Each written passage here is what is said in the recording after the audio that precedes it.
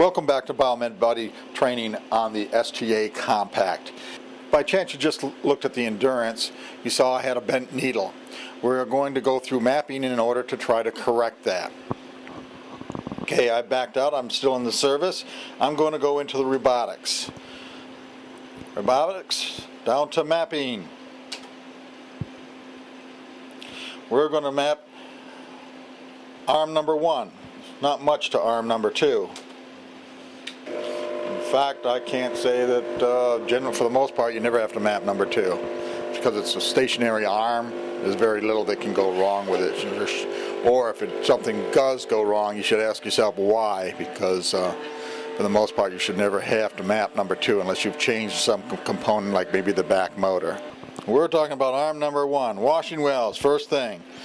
And we're going to have to move back and forth a lot here, so I'm sorry. Arm number 1. Okay, now let's go into adjustment. F2 for adjustment. Alright, arm number 2 just went, arm number 1 just went over the wash wells. We've got a little tool here, it's a mapping tool. I love this thing, it's one of the nicer things Stoggle came up with. And what it allows me to do is put the needles in the dead center of my wash wells. Now you watch me. If these were new needles, in theory that should go right in. But since they're not new needles, I'm going to make some adjustments.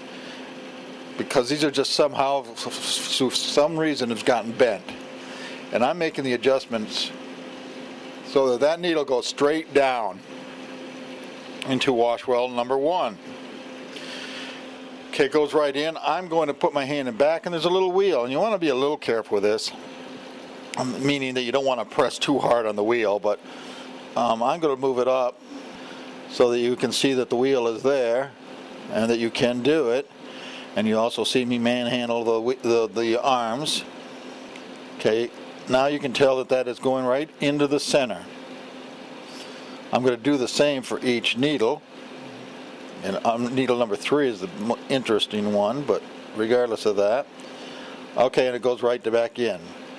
Now that's fine. That just means that my needle is centered. Now we're going to go to needle number 2. You don't want to move the arm. You should have already, by the way, opened up the drawer at least once and closed it. Let the instrument do it, because that would position it. Not critical, but yeah, that's what you should do. I just know because I went through endurance that the drawer has been opened and closed. And you see me bend it back a little. We're not talking about an awful lot. We're just talking about minor adjustments, because there should be no kinks or anything in this needle. And now to arm number 3. Alright, let's put it down by hand. See how that's off quite a bit. And that's because it was bent. And we're not going to try to replace that needle. This is what I mean by saving yourself the needles, because there's nothing wrong with this needle. You can go back and check it out later, but the odds are that there's nothing wrong with that needle. But it is a little bent now. And like I said, if you saw me doing the endurance, you know why it was bent. Okay, for the most part, that goes down right into the center. By the way, a lot of times what I do is when I first come to an instrument, I take them and I put them all the way down. The reason I do is because you can tell if a needle has been bent, because in theory, this part is all locked in, so that this is always, even from one mapping to another, should always be correct, assuming it was mapped correctly the last time. I'm going to raise my needles up, take the mapping cuvette out. Alright, now I'm going to lower all 3 needles into the wash well. I'm going to go all the way down with all my needles. Now that is not where we're going to leave them. I'm all the way down. Now you've heard me talk about BBs getting caught in the wash well, and I think this is the main reason you do this, is I'm going to raise, they're all the way down, I'm going to raise each one just a teeny little bit, like a BB distance. Just a little. This is what determines how low these needles go into the wash well. There's the bottom. Here's how high we're raising it. just a little distance. Again, this is what determines the mapping of the wash well, determines that it's where the needles are going to go in the wash well, meaning center, and how deep Z movement, how far down there it's going to go. You can see from this you can't really overdo it. If you ever get a needle crashing into the wash well, it's either BB in it or some other problem like the gear being loose or something along that lines. Alright, we're good. Now I'm going to go back over to the screen and I'm going to hit F10. As you can see, it actually says Z movement here. F10 to validate. Now back over to my screen. It's all came back up, and now it's 0. And now we're going to go down to F4. F4 is really not is in drawer number 1, and it's not really that critical. But we're going to hit F4 anyway, just to do it, and we hit F2 to make the adjustment.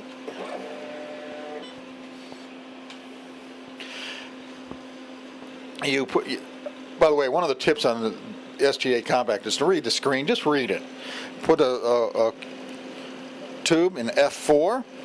F4, make sure it's all the way down to the bottom. F10 to validate. I'm just reading the screen. Okay, this should be in the center now. Notice that the only position on your mapping is for needle number 1. That's kind of it's good to understand this, because you're only mapping needle number 1 at this point. I'm going to take my adapter off. Then I'm going to do the Z part. If I do the Z part, this is where arm number 1 is going to take the needle, and from here it takes it to it maps it to all of the positions. So you need to get this right, and I'm going to go all the way down to the bottom. And you have to go to the bottom because that is going to determine how low that needle can go. Now the unit's going to subtract a little and do some mathematical things so that it doesn't hit the bottom. It'll never go to the bottom. But for your purposes, you want to go to the bottom. And you can see I'm in the bottom. Now I'm going to hit F10 to lock it in. Again. And it's locked in. Now it's going to go to the home position. On position, and it's going to go to the wash wells. And just for grins and giggles, I normally do not do this. I'm going to hit F3 to test it, and we'll hit F10 to validate, and it goes all the way down into the needle. And I'm going to pick this needle up, and you see I got a little room, I got a little space in there. Normal, as it do this little subtraction so it doesn't go to the bottom, and that is what determines how low that needle goes.